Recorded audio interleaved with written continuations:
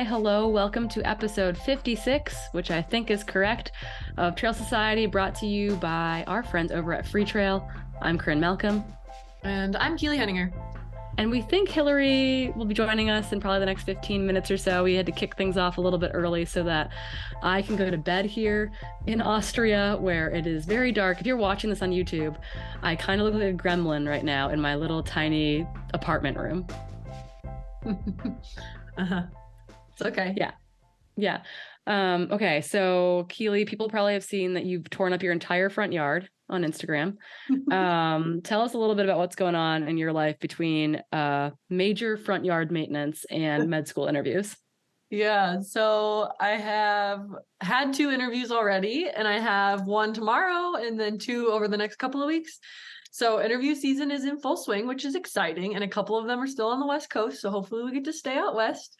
But aside from that, this last 4 days, we were doing like an ultra marathon of our own. We worked for like 12 to 13 hours every day on our front yard. We basically had to excavate away like a ton of the front yard because since we moved in, the whole yard sloped into the house, and every winter the whole house would just shift, and like it was so poorly designed. So we regraded a lot of it away from the house into like a path that's like made out of decomposed granite, and then we built in like a French drain that will hopefully like, you know, all the water will go down there and then be routed to the back of the house. But it's a big project. JT asked for a tractor for his birthday, and I was like, I mean, he's like, yeah, if you rent me a tractor, then we can do the front yard. And I'm like, well, I guess that's kind of a good trade-off for me, but like also you're kind of a sadistic person for wanting that for your birthday. So basically his birthday was, we worked for 4 days straight on the house and we're just covered in dirt all day long. But we finally finished, and now we get to do the fun part of like manicuring the rest of the yard and like putting in landscaping and stuff. But that stuff, you know, we can kind of do over time and not just have to like go hard for 4 whole days. So yeah, that's been my ultra marathon training lately. It's just been swimming in the hammer and the shovel and all sorts of stuff.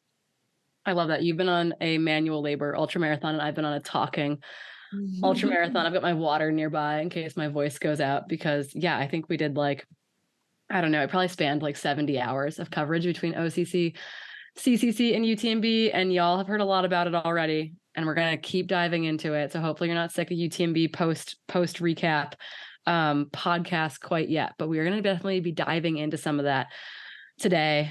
Kind of first, we got to give a big shout out to AG1. The folks over at AG1 have been with us since the beginning. I traveled to Europe with AG1. It's kind of been I lived on baguettes and cheese and cured meat for a while, and so having AG1 in the old pack has gone a long way to making me feel like I'm getting some greens in each and every day and taking care of myself. Although I do recommend a cheese and baguette diet for sure. And if you would also like to try some of that AG1 powder, you're going to go over to athleticgreens.com/Trail Society. And while you're over there with your first order, you're going to get a 1-year free supply of immune supporting vitamin D and 5 free travel packs. Again, that's over at athleticgreens.com/Trail Society. Yeah. But it's also good for, you know, ultra marathon house projects, because we did not eat super well, but I at least had some greens every day. A little bit of greens goes a long way. Your body will thank you for it later. We've got some cool news this week, some good stuff, some bad stuff, some stuff in between. To kind of, Keely, when I went into the layout for this and I saw what you put in there, I was like, oh, heck yeah, because many of you will have seen the reel I posted last week. This will come out, I guess, 2 weeks ago when you guys hear this, that I worked on with Matt Trappy on kind of a media project where we united pros from across as many brands as possible and as many nations represented as possible, to kind of demand better media coverage, equally for men and for women. And, you know, that was oftentimes honestly inspired by many of the DMs we get from listeners about how you can't be what you can't see. So I know we didn't perfectly hit the mark, but I think we did a really good job, and it definitely led to a lot of conversations behind the scenes at UTMB when it came to how we were going to cover the women's race. It's still not perfect, but I do think that this like continues to like speak to the issue. But what I will say, and this is like why the news is so important this week, is that some of the negative comments I've gotten on that post are from men who chime in, and I'm using air quotes here, say things like, if women want to see their sports covered, maybe women should watch women's sports. or in air quotes, if women's sports made money, then they would be on TV.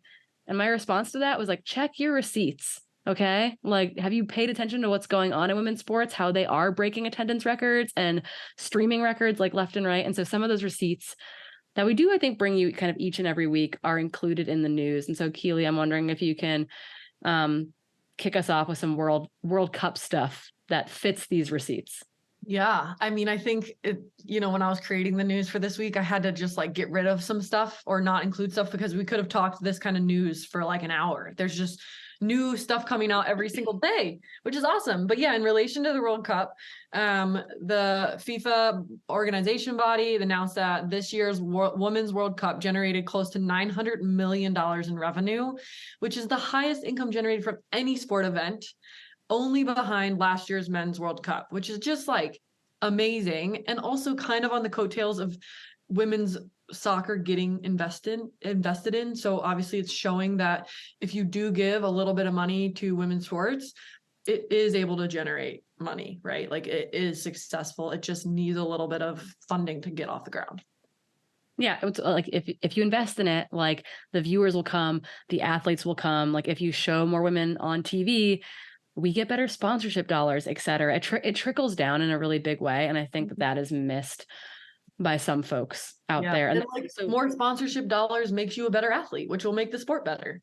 Yeah. Like that means that you can invest in your athletics. And I mean, you look at the women's like pro cycling Peloton, and that's why they're like bankers and PhDs and all sorts of stuff. It's like, oh, that's you're an attorney in your spare time. Like, interesting. So yeah, I think it's an interesting trend. On that trend, though, was news out of Lincoln, Nebraska. Did you see the photos from this? Yeah, it was wild.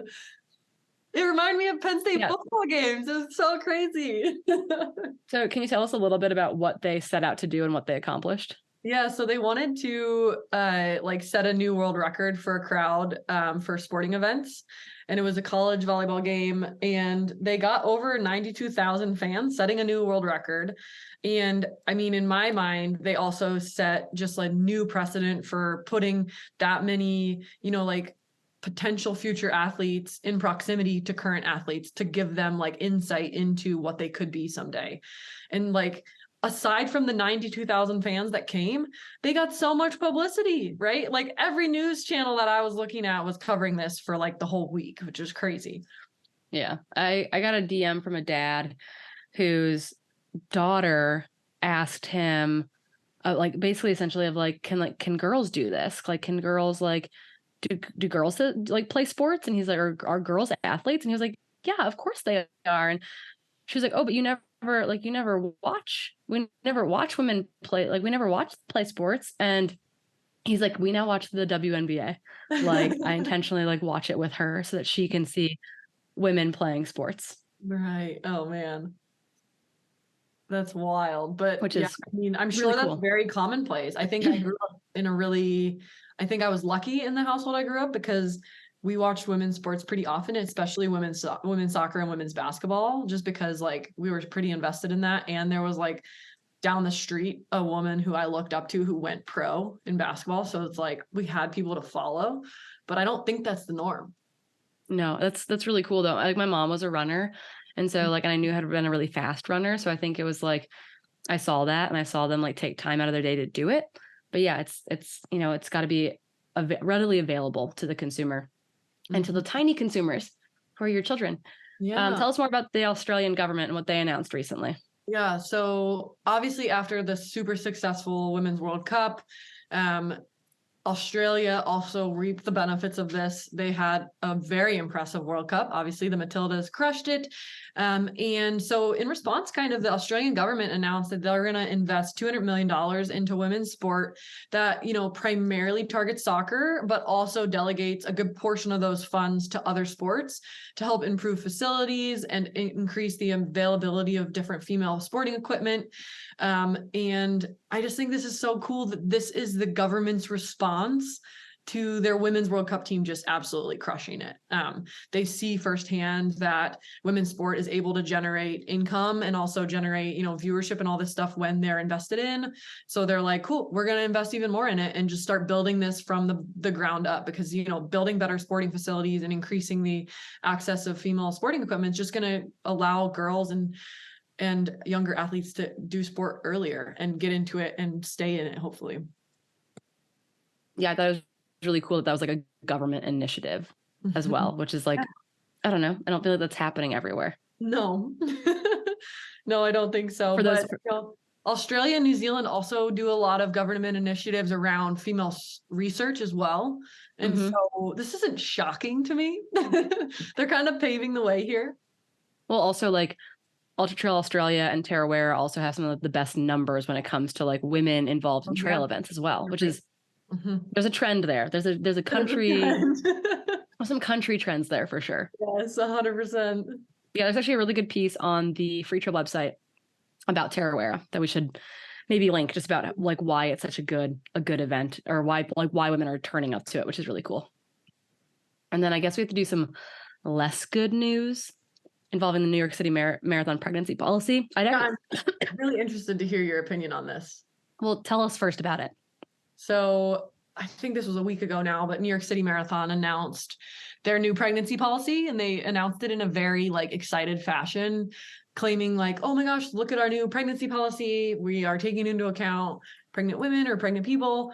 And they're basically just saying that if you do become pregnant during the New York City Marathon and you can no longer participate, you are allowed to defer your entry a year. However, I think the caveat here, and what a lot of the backlash around this is that they don't waive your fee. They make you pay it again. So you've already paid the entry fee. You can no longer do it because you are, having a child, supporting someone with a child.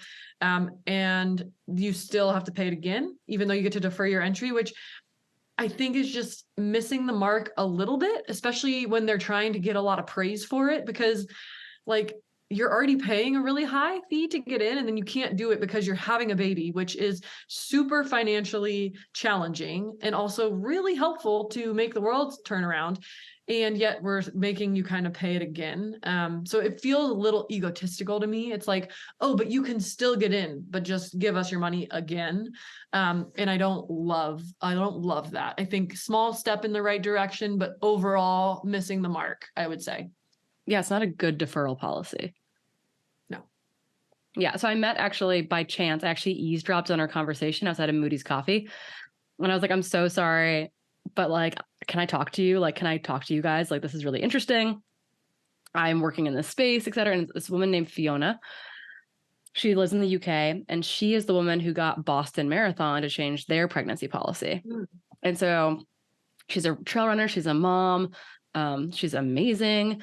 And so I would love to reach out to her and maybe have her on the podcast, and maybe her and like Sophie Powers together from She Races to talk about like what they're doing with major sporting events to get more women on the starting line. That would be awesome. Put them on the list. So, yeah, add them to the list. But it was super cool and very just like coincidental to meet her outside of a coffee shop and be like, hi, like, gosh, yeah. Let me interrupt your conversation, but I'm very passionate about what you guys are talking about. So 100%. hopefully have them on at some point. But yeah, I think that's the wrap for the news. Did any races happen this past week? Or are you aware of any other races that took place? I mean, I haven't done any of my due diligence of really digging, but I haven't seen any. Yeah, the Mount Tam Labor Day hill climb, I think. Oh, okay. Maybe that happened a couple days ago. Yeah. Yeah. Shoot us your DMs if we're missing a race that you guys think you want us to shout out, and we'll put it in the Society Slam next week, or we'll put it in the race next week. Yeah. But it turns out we were a bit distracted. Little distracted. I was busy texting Corinne while she's commentating, which is like, not the greatness, but sometimes I couldn't stop. No, it was okay. I'm a queen at multitasking, it turns out, and I can be in the chat and be in the chat, be texting Keely, be talking about how cool like the things that we are witnessing are. And that is what we're going to dive into here in a little bit. But first, before we do that, we have to give one more big shout out. And that is to our friends over at The Feed. I'm in love with the feed. I actually have a big old, I got to order 2 boxes here shortly. I got to cash in on some feed credit that I'm really excited to spend because I've got another 100-mile race coming up. At least I think 100-mile race coming up in November. And I got to get the fueling on track so that I am ready to be a fueling machine come Ultra Trail Cape Town. Yeah. Nice. Yeah. Part of me is like maybe 100K, but the big part of me is like probably 100-mile. So the feed, right? That's where I'm going to order a bunch of different products because I am nutrition agnostic, I would say. And the feed plays into my nutrition agnostic needs. I can try a little bit of everything. I can mix and match. And you too can also mix and match over at www.thefeed.com/Trail Society. I was basically a hermit / on air, I think, all of UTMB week. So I did not get to see many of you, but I did meet some of your partners actually while you were racing, OCC in particular, whose name escapes me, but your husband was very nice and I got a photo and I hope you had so much fun at OCC. But that's a tangent about the feed. Keely, have you ordered anything cool or got anything cool from the feed recently to go with your landscaping that's going on? I haven't put an order in recently, but I've been trying to get a little bit creative too. Just trying new like wholer food, so bars and stuff like that. Just as I'm noodling like what I want to do next too. I just find that like every year after running like Western States, even though it didn't go as planned, I still ran a long time and I ate a ton of gels. I feel like I need to gravitate away from gels for a little bit. So I'm just trying to like explore new stuff right now. And I have a couple girlfriends from home who just got water bottles. And so show us the water bottles. The water bottles are the best. Speak of the devil. Haley, we just did our feed ad read. How are you? Oh, good. What do I have to say about the feed? I ate some waffles this morning. Did you take them on your bike ride where you saw the goats? Yeah, actually I did. It's like the best. I like make this. It sounds like it's like actually pretty dense, but when you ride up a 14er, which I did on Labor Day, like I make like a sandwich with them. They're so good. So you can like have half of it. Sandwich? Yeah, it's a lot of food, but it's so good. Like halfway through, oh, it's so good. Yeah. What are you putting in the middle of the waffle sandwich? Well, I'm glad you asked. I'm glad you asked, Corinne. Yes, Keely, half of it, I just cut them into 2. Half of it is peanut butter or cashew butter, and the other half is an egg. It's actually really good. Oh, yum. Dang, that's some serious on the bike fuel.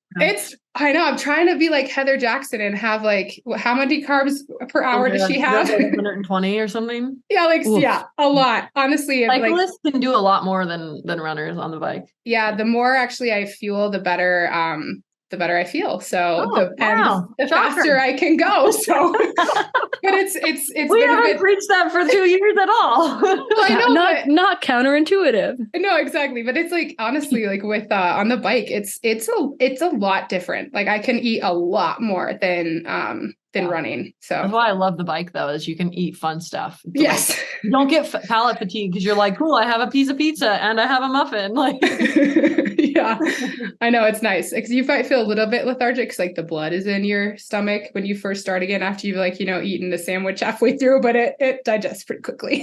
You're like, after I ate this foot-long hoagie, I felt a little bit funny in the stomach for 5 or 10 minutes. Well, hell's bells. Okay, go over to thefeed.com. Check it out. And again, that's thefeed.com/Trail Society, where you can get a $15 credit every quarter to put towards your order. So that rhymed in a weird way. Go do it now, I guess. Which brings us to, and I don't know if it's an accident, Keely, but when you put this in the outline, it says UTMB meat and brotatoes. Oh yeah, it was on purpose. Oh, Keely, what do you have to say about the brotatoes this week?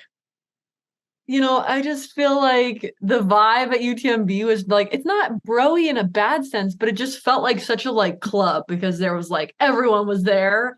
And I kind of felt like I wasn't part of the club. So it was like, I don't know, brotatoes felt really, really, really necessary. Man, tell us how you really feel. I was really just jealous. I wanted to be there. Yeah. I felt the same way a little bit. Yeah. But you got the FOMO?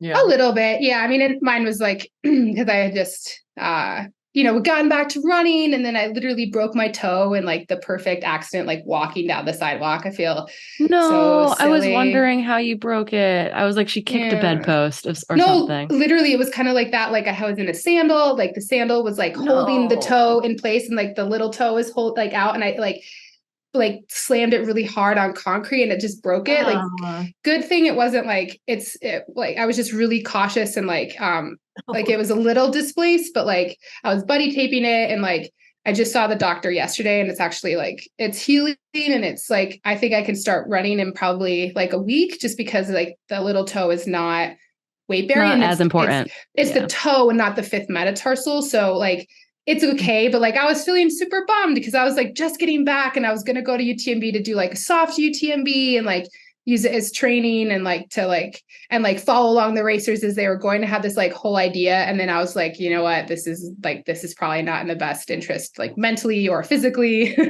So I was kind of feeling like Keely a little bit like I don't know. And I bet a lot of people felt like that. I bet most of you listening to this or watching this, we're watching from home or following along from home. And that FOMO is very real. But I hope, as I sat in a commentary box, that we covered so much of it that you probably got to see more of the race than the people on the ground, which is really, really cool. Like our ability to cover these races is getting better and better each year.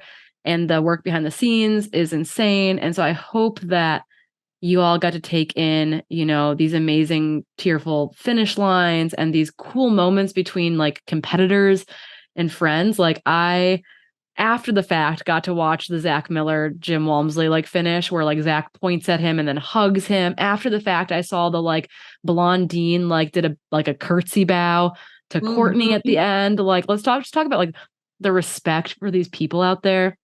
And then the fact that people are out there cheering on like the folks that even took 46 and a half hours for UTMB as they finally made their way to the finish line Sunday afternoon. So it was a wild, crazy week, but I do hope that you all at home got to not feel maybe as much FOMO as you got to follow along and maybe not sleep at all weekend, just like me. Yeah, no, I feel like I had negative FOMO. I think Brotatoes just sounded funny. Go for it. Sorry. I was gonna say it can be potatoes. That's fine.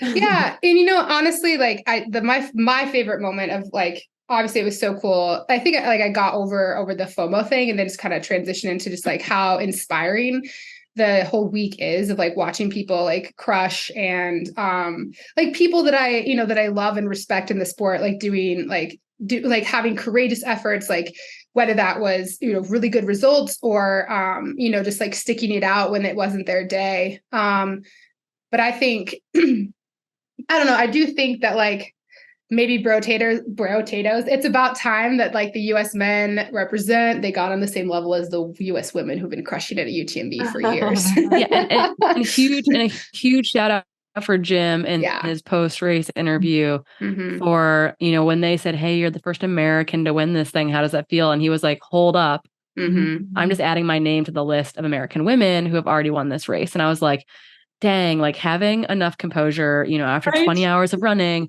to form that sentence, like big kudos to Jim. Because I think that meant a lot to people as well. Absolutely. So. That was probably my favorite moment of the whole entire UTMB weekend. And obviously like there's the GOAT and Courtney. And then the other storyline that I thought was really cool too is like, besides people pushing through bad days, like I know Amanda Basham went to the well to get that finish in and picked up Matt Daniels, and the two of them finished together, which is really cool. But we had people like Tony McCann, who broke her collarbone earlier this year and came back to racing. We got people like Rachel Drake and another, like a slew of other moms, like racing back into form and shape. There was one other interesting injury kind of storyline.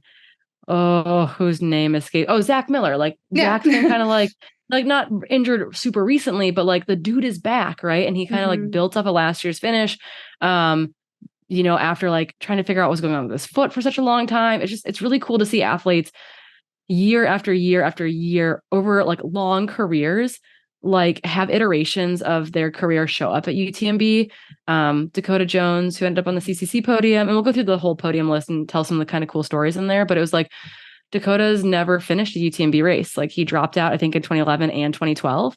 And then the first time he's come back since then is for CCC this year, and he held on for a podium spot. Like there's just some really cool, very inspirational stories throughout all of the elite podiums, and obviously the entire field as well. People were fighting for all sorts of things out there. We had a number of adaptive athletes. We had one of the men in the top 10 at CCC is like living with terminal cancer, or not living with terminal cancer. He's like, he's living with cancer is how he'll put it. I think they thought it was like completely terminal a number of years ago, but he's like currently living in remission essentially. But like, he got to talk about that at the finish line. Like there's some cool storylines, but I guess, do you think we're ready to dive? Should we just dive in to the podiums? Yeah, well, I feel like Corinne, I kind of want a little bit of background from you first, because I feel like you were over there, you were commentating all the races, you had your own kind of goal going in to increase women versus men coverage. Can you just like talk us through how you felt that went, and how like the commentary piece felt to you, and if you felt like there was a difference this year, and if so, like how do you feel like you played a part in that? Yeah, it's still a fight in a really, really big way. It was very easy to get the ask to do top 10 women and top 10 men for OCC, because that field, the race is a shorter day, and those fields are really, really tight. So that was like a very easy ask to get pushed through. Without CCC moving to its own day, we're unfortunately going to probably not really be able to cover the back part of the women's top 10 very well. I'm a huge proponent of CCC moving to Thursday and getting its own day of coverage, and then UTMB starting Friday evening like it historically has, because I think that would allow us to actually respect and see the end of that race, because as soon as UTMB starts, the end of that race really gets gobbled up in UTMB coverage. And then it's still a battleground for UTMB coverage, broadly speaking. There was definitely support in the media room, including from my two co-commentators, Martin and Keith. Like if I stepped out, I knew that they were going to have my back, and they were going to be fighting for it just like I was. But ultimately what ended up happening at the end of the weekend was Saturday night, Keith and I were the only ones left in the studio to cover the back part of the women's top 10. Like I think the Spanish channel stayed on through Maiti's finish because she was fifth. Most people finished after like 3 or 4, generally speaking. Like the French team, I think, started celebrating around like the 3rd or 4th place female. Yeah, and literally everyone left. It was just Keith and I in the studio. No tech team, no other commentators, just a bottle of champagne from Jason Coop and Keith and I behind the mics. And it was really special, because we joked that we were UTMB after dark, and that we were like, like things got kind of funny, and like we had a really good time with people in the chat. And I encourage people to stay on and watch, because I think that it's a minimum threshold to tell these women that their race matters the same. It's a minimum. I wasn't going above and beyond for anyone, right? Like what I did was not above and beyond. It was the minimum those women deserved to be told that their race mattered just as much as the men's top 10. It was like, it was the minimum. It was not above and beyond. It was the minimum respect they deserved. And so Keith and I were in there. We finished at like 9:30 p.m. It's not like we were pulling an all-nighter. The women's top 10 was amazing, including getting to cheer in like Leah Yingling and Sabrina Stanley in 8th and 9th, and then Lucy Bartholomew in 10th. Like it was awesome. So I think that there's still a ways to go, given that like that was indeed what happened.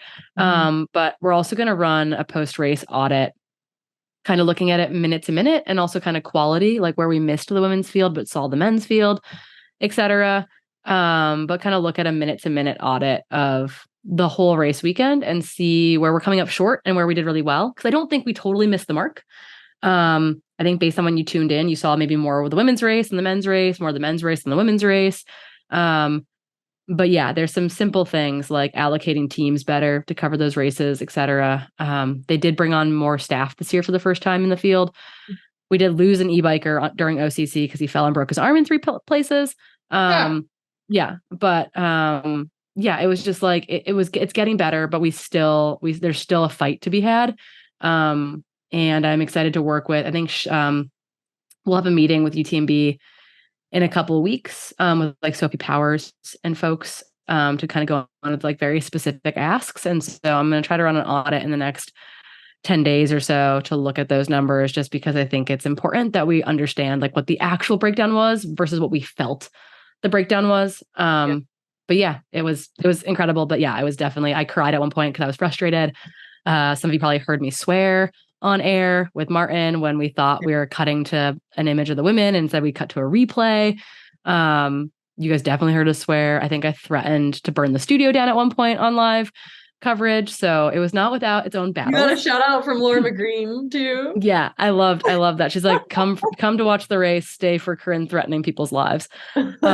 You know, I'm impassioned, and I think that is part of my role in this sport, is that I have a platform and a voice, and and people standing behind me. So we'll hopefully get better and better every year. But yeah, we did a lot this week, and we'll see what happens in 2024.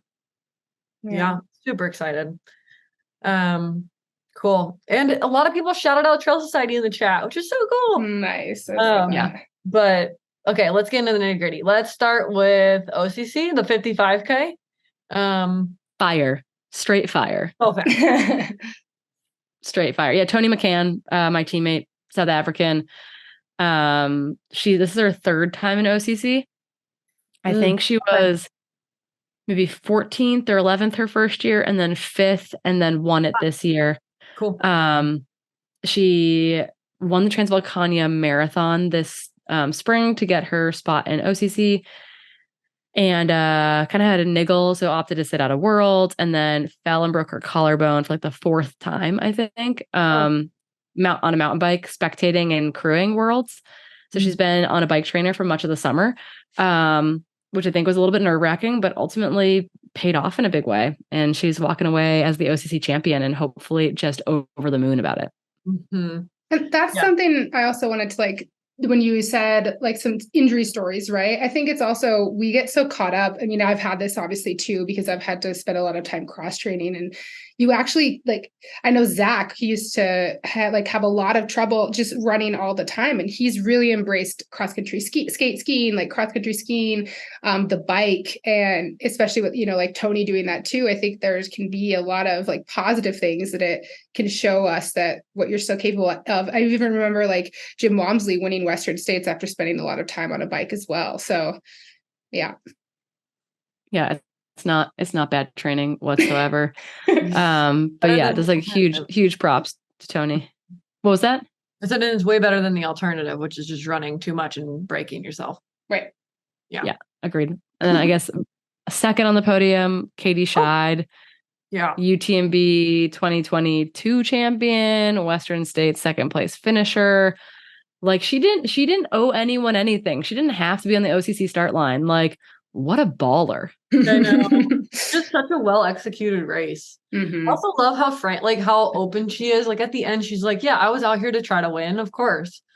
And just that is just so refreshing, because I think, up until recently, women weren't super overtly confident in their abilities, or even willing to admit their goals beforehand, right? And so I think it's just so admirable for her to be like, hey, you know what? Yeah, I've notoriously crushed these longer races in the past, but I also wanted to hold myself to this high standard here too, and it kind of paid off. Yeah, it was super, super cool, and she should be super just elated with that performance. And she was chased down at the end. It was tight. Yeah, it was close. I was messaging with her, and she was like, oh, it's that moment when you regret not taking your last gel 10 minutes before the finish line. Dang it. So note to self, Katie Scheid says, even if you it. only have 10 minutes to the finish, you take that gel.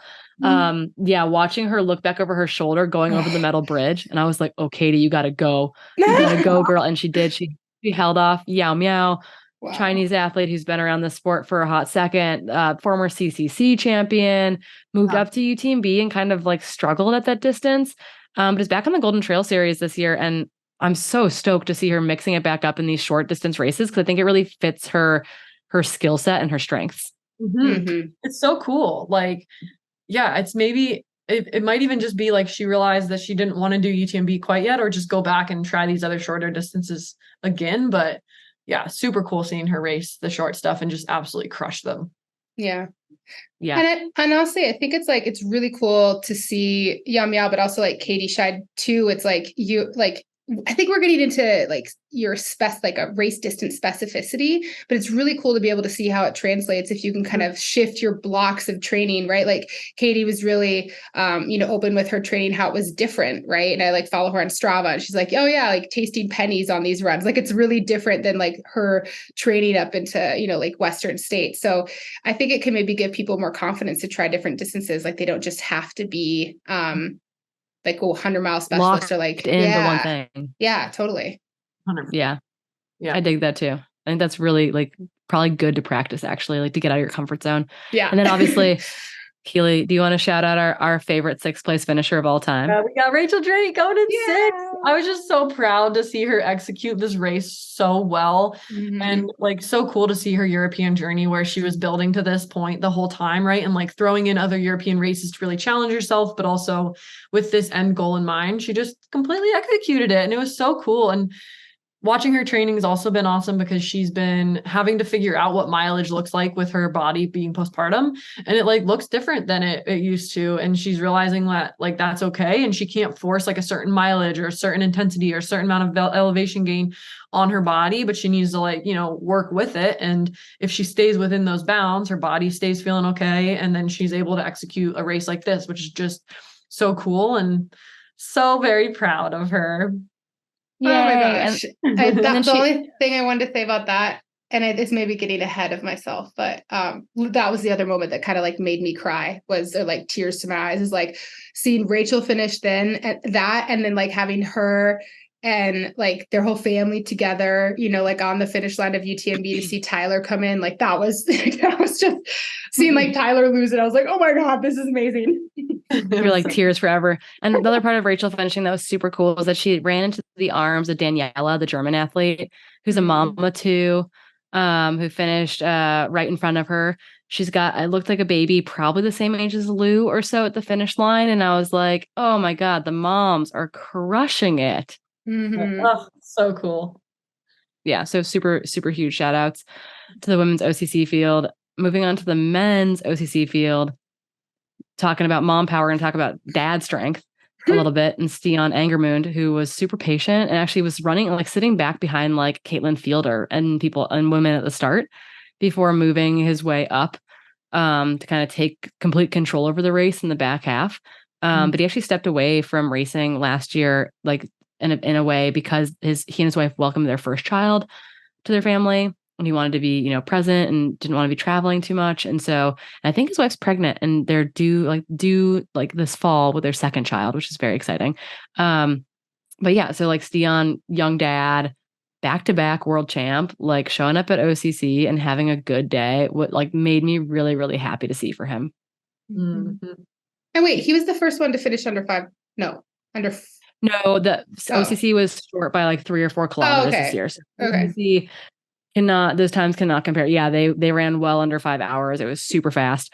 But this course had some bigger changes. The UTMB course and CCC, we can talk about that more. Those changes were basically a non-factor. But for OCC, it was like 3 to 4K short. So those times aren't comparable, but they ran mega fast. Yeah. Cool.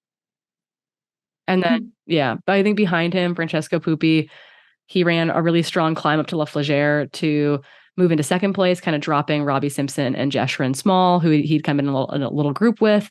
And for him, I think this was really cool to see him bounce back. He had a really disappointing finish at Sierras and All just a couple of weeks ago, and to mentally be like putting himself back out there on the line. This is his first OCC, his first race over the 50K distance.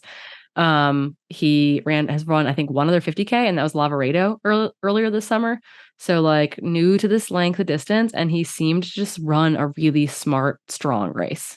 Mm-hmm. And talk about like being the world's nicest guy. I know. And he's part of the Pro Trail Run Association too. Mm-hmm.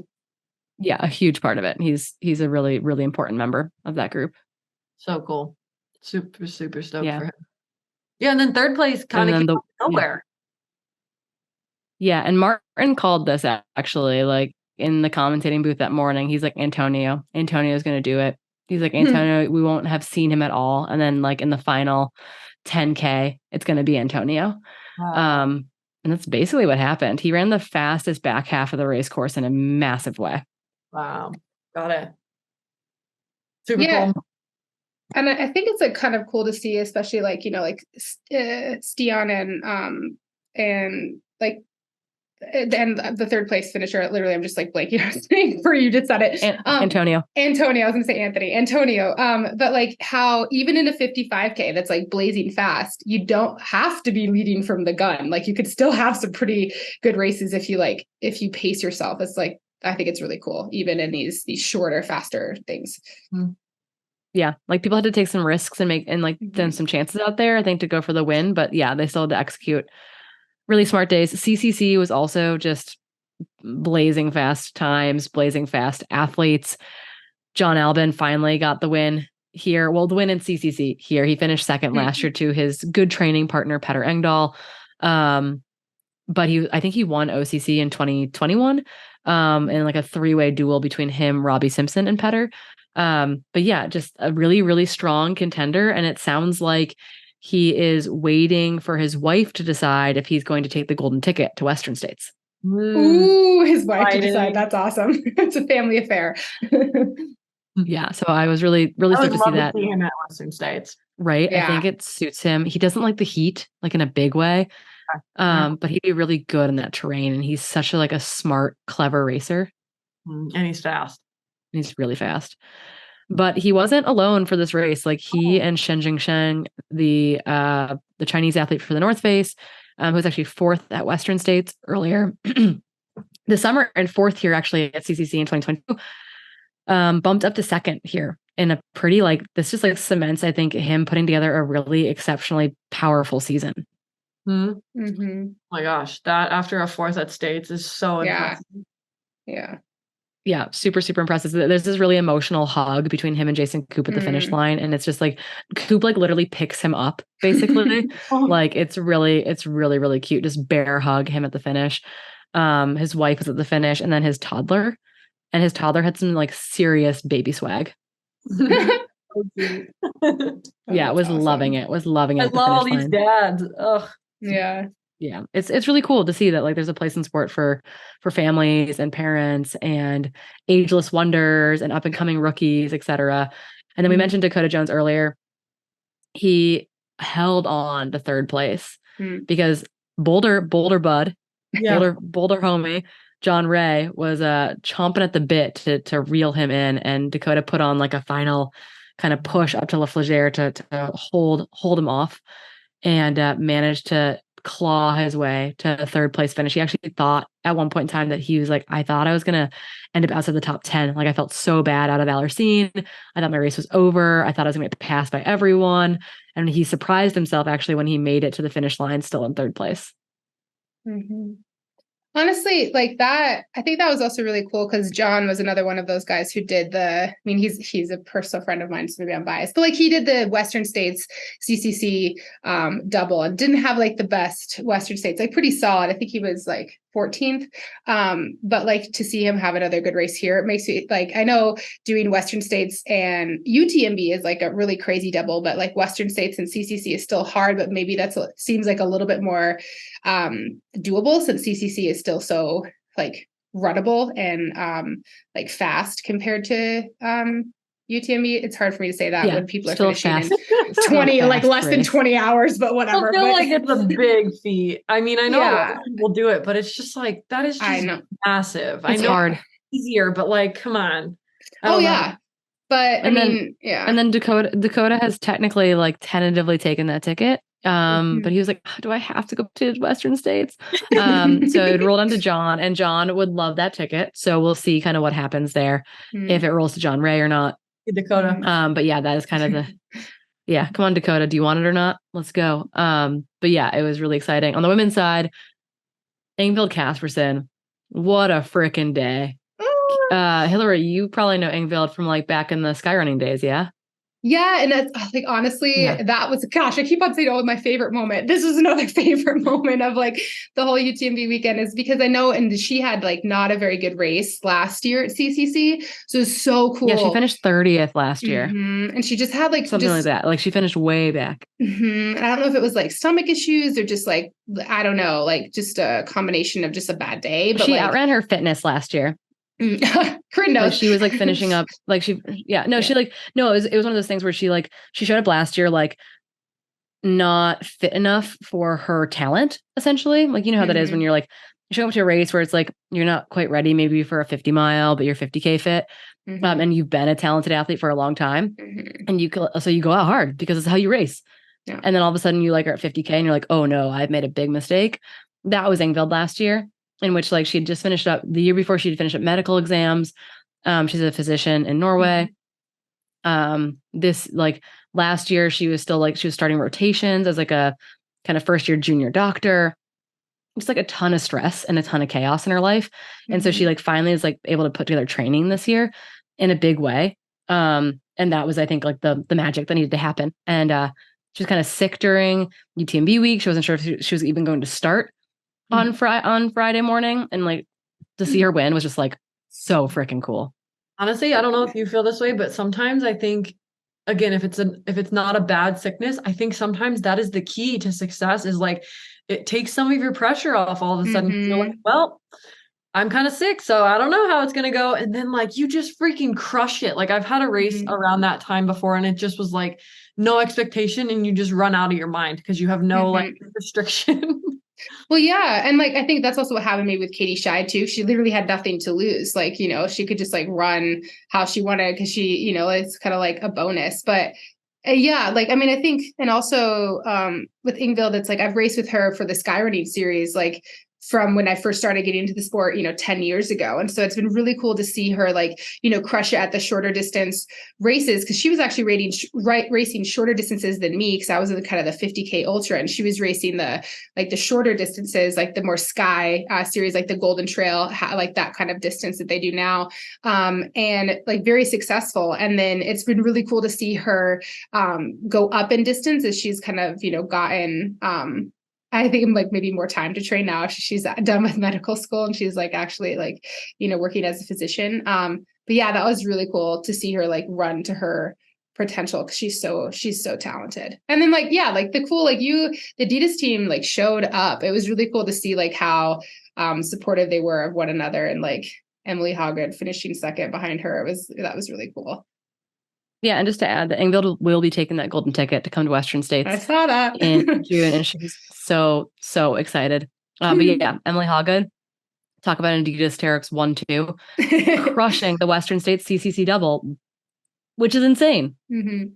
So insane, and ran a stellar race, like so perfectly paced. Like started hammering at the end, and just picked up a couple places. Yeah, kept moving up. There's at one point in time where there were like 4 Emilys in the top 10. Emily Forsberg, Emily Hoggood, Emily Schmitz, and Emily Svanevis. I was like, the next person in is going to be an Emily. I just don't know which one. But yeah, she ran a stellar race. And then the star of the day might have been, even though she didn't win, Helen Minot Faulkner. Yeah. What a freaking year. Yeah. She's going to be up there in the Ultra Runner of the Year category, I think. I think so. I mean, yeah, her other wins in the US races have been phenomenal as well, and really solid times. And you put this in here, I didn't know this, but she turned down her golden ticket, which like, obviously I don't know her real reasoning, but I'm so proud that she has because she didn't want to do it. Apparently she has the ability to turn. No, she literally on the podium, they kept trying to hand it to her and she kept trying to push it away. And then Dakota was like, just hold it. You don't have to take it. Just hold the ticket though. Like you don't have to accept it. Just hold it for the picture. And she like was panicking, thinking that if she like held it, that meant that she was taking it. Which is so cute. But no, she paced Esther Chillog, and she'll be back to pace again this year as well. Yeah. And it's just like, I feel like we've all been there. It's like, I'm so glad that she's so young in the sport, and to even, you know, not take it right now is so smart. Cause like, you don't want to do 100 if you don't want to, even in the slightest. So proud of you, Helen. Yeah. Super cool. So that ticket is currently rolled to Hao Ha, who's the Vietnamese athlete who ran a stellar race and finished 4th place.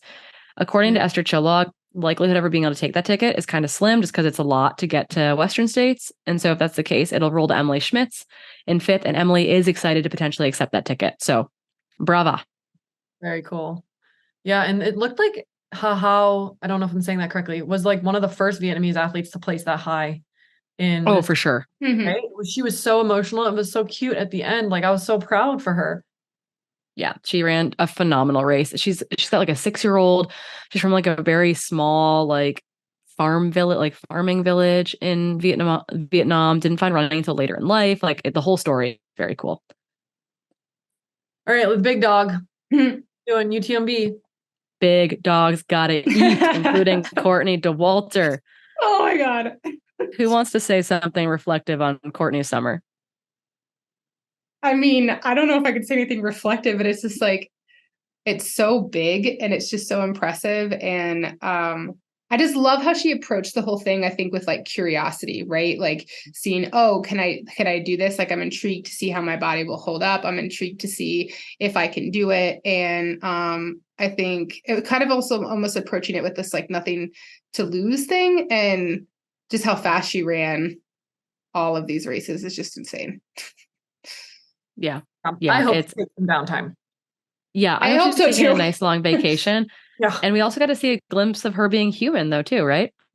Totally. Yeah. She was struggling towards the end, which like made sense to me. But she kept going. And I feel like that is just like in my mind, that is how she was able to do this, is like the amount of mental stamina and fortitude this woman has is just next level. Obviously her fitness is also super high, but like, I cannot imagine how her brain must work. It is just so impressive. Cause I bet most of us, we would feel how she felt and we would probably crawl up in a little ball and cry. Yeah. Oh, yeah. Yeah. You're only buoyed along by like maybe 1 million supporters on the side of the trail. But yeah, I hope you're taking a long, long vacation, Courtney, because you had a insane year, right? Bandera win course record, Gran Canaria win course record, Western States win course record, Hard Rock win course record, UTMB win. Next level. I don't know. Sit on the couch, kid. LeBron James of trail running. Yeah, just absolutely stellar, paving the way for the women's field, paving the way for the sport. Just baffling, right? Absolutely baffling. So our hats off to Courtney, I think is what we say there. Yeah. Yeah. Something like tip that. in the hat.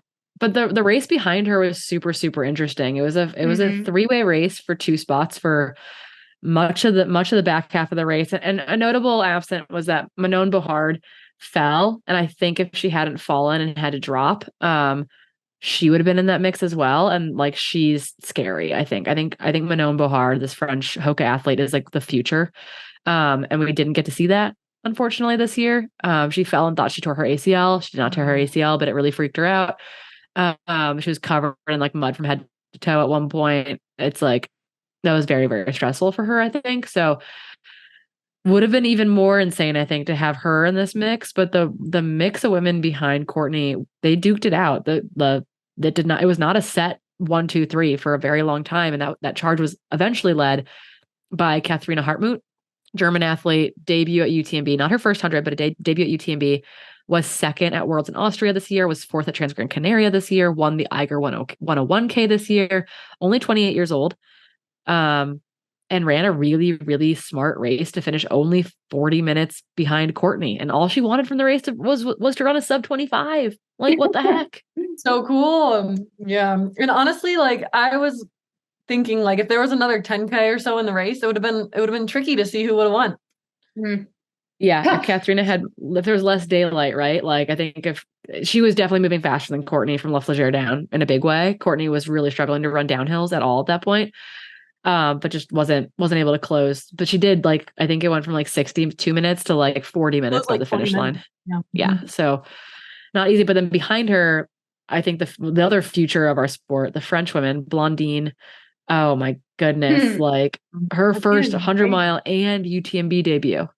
Yeah. So cool. I know like you were talking about this earlier where some people like aren't quite fit enough for the distance. I had a thought when she started, like, I don't know if she's gonna be able to hold this because she started off hot, right? She started off with Courtney running like she has in her other races that she's crushed, like shorter races when she won OCC, CCC, but she freaking held it and rallied and like crushed it. It was just so cool to see. Yeah. And at one point in time, it sounds like in her post-race interview that she left gloves at an aid station and went back like a kilometer or something to get them. I don't know. It was confusing, but and she was just so calm about the whole thing. And remember, she's won OCC, she's won CCC, third at UTMB. She's a person that I'm sure will come back to UTMB in 2024. And that terrifies me because she's learned a lot from this experience and like isn't running into the unknown anymore. And that's bonkers or bananas or whatever term I'm going to use to describe it. And she did not have an easy third because she had to go chase down after Valersine Chinese athlete, Shang Fujiao, who put on a great early race. All these women ran as high as second place over the course of the day. Fujiao ended up finishing fourth ultimately, but Blondine had to catch her after Valersine. So it's like that position was not finalized until La Flégère, essentially. Yeah, it was crazy. So cool. It's these races, man, they're still racing at mile 90. I know. It's stupid. I don't want to finish in a sprint at a 100-mile race. You cut that nonsense out. I don't want to sprint any of you. I did that last year. I had to like sprint. I think I like ran like a 6:30 last half mile to like in the streets of Chamonix to like pass this last girl. But I wasn't racing for a podium. Anyways. I mean, Black Canyon, I duked it out with Heather till mile 60. Yeah, races are getting more and more competitive and they're staying competitive longer and longer. So it's not a battle of attrition anymore, guys and gals. It's on from the beginning to the end. I guess we can move to the men's race. Last but not least, clearly. Man, Jim, you finally did it, kid. It's so cool. Yeah. And it's just so proud to or so cool to see his confidence and his composure, right? Like he stayed so calm.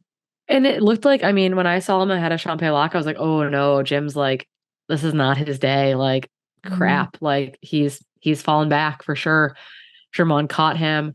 And that kind of seemed to like wake him up a little bit or something. Like it made him be like, okay, like, am I in this or not? And something happened at Champex-Lac where he turned it around. I don't think it was a tactic. I don't think it was like I'm going to sit pretty for 50, until Champex-Lac and then I'm going to go. It was like, he looked bad heading into Champex-Lac and it's like he woke up all of a sudden. It also looked like him and Francois. It was impressive. Right. Oh my goodness. We could hear it. He said, just run this in. Like, you've got this, essentially. He was like, you've got this, just bring it home type of thing. Like, it was so, and then they did the broiest, high five hug situation you've ever seen. I was like, dang, Francois in your court at Valersine or Triant or wherever that was, just being like, you got this, kid, bring it home. Like, okay. Like, better bring up. And also Francois was in the finishing shoot to hug Courtney Dauwalter at the finish. And that was also super special. But there was a moment where I thought Zach Miller might take it, you guys. Me too. And I was like, oh my God, Zach Miller is going to be the first American male to win UTMB. And I was like, that is not what anyone predicted. And it was like, and I was excited. I'm excited for both of them. I would have been just as happy for either one of them to win. I'm not a Jim hater or anything like that, but I thought Zach might take it for a second. And I was like, oh, what is that going to do to Jim Walmsley if Zach Miller is the first American man to win UTMB? It was because I kind of thought that too, because watching Jim race UTMB year after year, he's faded. Notoriously he's dropped in that section between Courmayeur to Col de Grand Ferret. He's not had good sections. I think he had a low moment, but I think it was cool to see this year of him actually digging deep instead of just kind of succumbing to that feeling. He'd really fight for it. So maybe that thought of maybe Zach Miller potentially taking it was enough to kind of get him over it. But yeah, I thought that Zach was going to run away with it just because Zach races so ferociously. It's so inspiring. And people were like, what is he doing? And I'm like, that's just Zach Miller. He's not playing it up. This is just how Zach races. Yeah, he always looks like that. And I also I think it's funny that a lot of people were like, what is he doing? Who's Zach? How's he leading? He's the underdog. And he's finished higher than Jim at UTMB. Yeah. So it's like, no, he knows what he's doing. Like, yeah, he's not Jim, but he's pretty phenomenal and he's done really well here before. So yeah, just funny. But like, I'm with you. He definitely felt more like an underdog. But then when you think about it, you're like, no, he's not an underdog. Like he's well equipped to do this. I mean, he's won 100% CCC, agree. like, you know, like he's he's done well at UTMB races. So if you had to pick anyone, right? Like, I mean, like, or that, or Tim Tollefson, but like he came into this race like a little bit like that, like with a knee injury and not sure if he'd be able to do it. So it was like kind of, it was so cool. Yeah. And that hug at the finish line, that brought it all home for me. The point. I saw the photos. That's so good. I didn't know what it was. Oh, I saw the video and I was like, oh my God, he's him. And they go in for that bro hug, the bro potatoes coming through here. And it was just like, wow. Like, and there was a moment, it was I think a post-race interview where Jim said he didn't say this to Zach apparently, but he thought it during the race, in which he's like, I'm really hurting right now. And I want to tell Zach, like, if it's not me, I hope it's you. Mm-hmm. And I was like, there's this competitor camaraderie out there that I just think is really stunning. Mm-hmm. Yeah. And they went 1-2. It's the first time ever for both. Yeah. Super, super cool. And then Germain, talk about like the nicest boy to lead the French charge, because it was literally like France was, I think, 3, 4, 5, 6, and then Tyler, 7. and then I think another French guy, and then Hannes, and then another French guy. So it was like Germain led the French charge to the finish line. Obviously, I feel like we can do this because we do this to women all the time. It's Katie Scheide's boyfriend, Germain. I feel like people do that to women all the time, right? Where they're like, oh, so-and-so's wife, blah, blah, blah. And it's like, is that pertinent to this conversation? So we'll do that just for this one take with Germain and Katie. But a podium, like that was a super solid battle. And I think that he like put himself in a good position all day long and is just a super consistent racer. And he definitely could win this race at some point in time. Mm-hmm. Yeah, I agree. Yeah, super crazy. Yeah. So it was good. I guess the other kind of big takeaway from that men's top 10 in 5th place, Ludo frickin' Pomeray. Mm-hmm. The ageless wonder, 48 years old. Looked like death at Courmayeur. Like looked like death in running shoes at Courmayeur. Had faded way back in the field. Right? Yeah. Super far back in the field. Yeah. And he ran his way to 5th place. Like, are you kidding me? And it was an hour faster than the time he ran when he won 7 years ago. Wow. Yeah, so cool. But speaking of people who rallied from the back, like Tyler Green, man, 7th place, 3rd American, was like outside the top 20 for quite some time. And then just in true Tyler fashion, just slowly dropped the hammer and picked people off all the way to Chamonix. Like he went from 8th to 7th in the last, 5-10K? Yeah, so, he overtook Hannes and from La Flagere, I think. And then Hannes just looked so happy at the finish line. I was like, probably one of the best German performances ever in this race, outside of Katharina, who also German took 2nd in the women's race. But 3 American men in the top 10, 3 American women in the top 10, including Sabrina Stanley and Leah Yingling. And then I guess Leah was 8th, Sabrina was 9th. And then 4 North American women in the top 10, with Elsa McDonald scoring a top 10 finish as well. On the men's side, obviously, it was very much a US v France battle with 1 German in the mix. On the women's side, there were 8 nations represented in the top 10. USA, Germany, France, China, Spain, Poland, Canada, and Australia made up the women's top 10, which is just, that's really cool. Like what an interesting international field. Mm-hmm. Yeah. And I mean, I'm always so impressed with Tyler Green's ability to like just close at the end. Like he's done this so many times at like Western. Just like that's someone who I don't want behind me in a race. No Tyler Green chasing any of us, thankfully. And I think, we're biased too. Tyler is a friend of all of ours who we adore immensely. So we can talk about Tyler all day long. I wanted to give some other like kind of notable things from just the week in general. So last year there were no American men in the top 10 of OCC or CCC. Okay. This year we had 1 American male in 5th in OCC. That was Jeshrin Small. Nick Handel just missed it, finishing 11th. And then there were 4 American men in CCC with Dakota, John Ray, Drew Holman, and Seth Ruling. really, really cool to see. So no American men in the top 10 last year in either of those races, a bunch more in this year. And the US women stormed CCC once again with obviously Helen Faulkner in third, Emily Schmitz in fifth, Emily Swan Avis made the top 10, as well as Tara Fraga.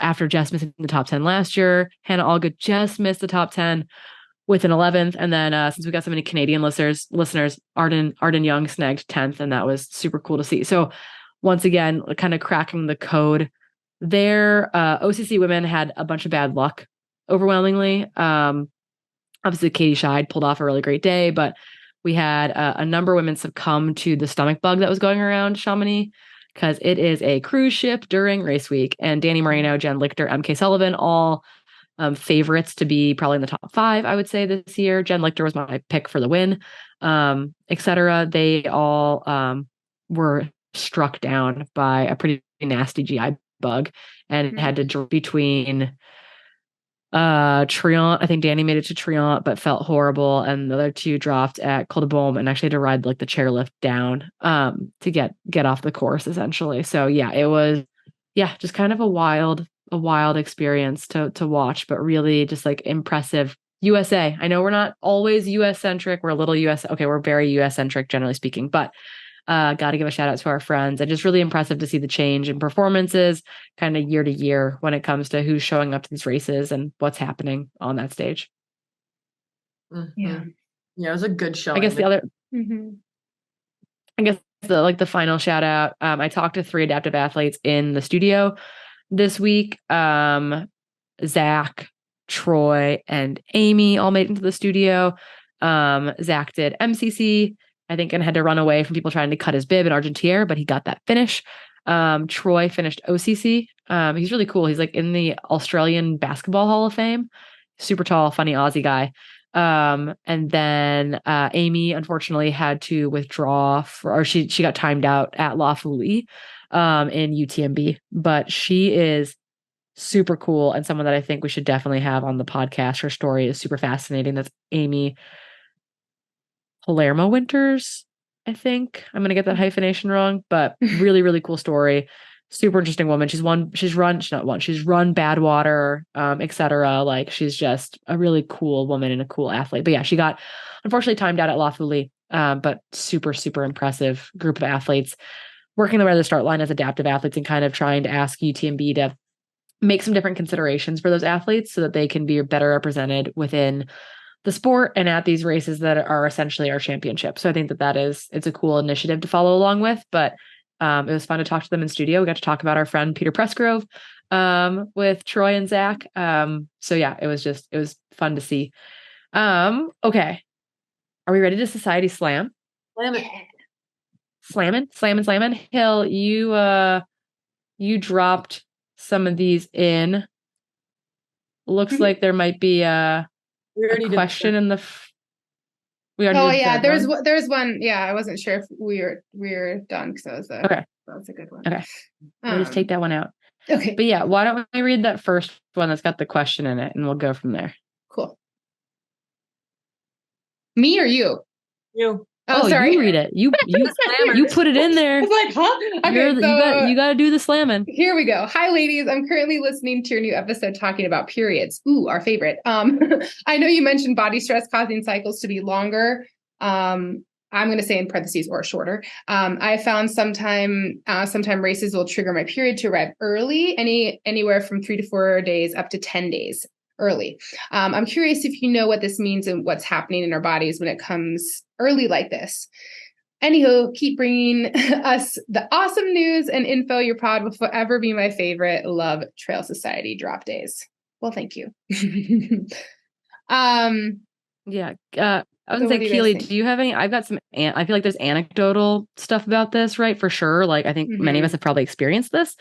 I feel like that's not that uncommon to have it come a little bit early ahead of a big race where you've got a taper per se, and then come long, like make your cycle longer after a big hard effort. I think happens to a lot of folks, right? Where you go from like a 28-day cycle to a 35-day cycle or something after 100 or a big long effort.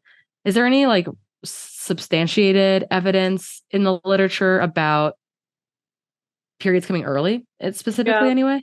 I'll link to this one study, but it basically is a range of plus or minus. And so, if your cycle becomes early or late, those both can be indicators of unnecessary stress. It doesn't necessarily have to be longer to mean like, hey, this was some bad stress, etc.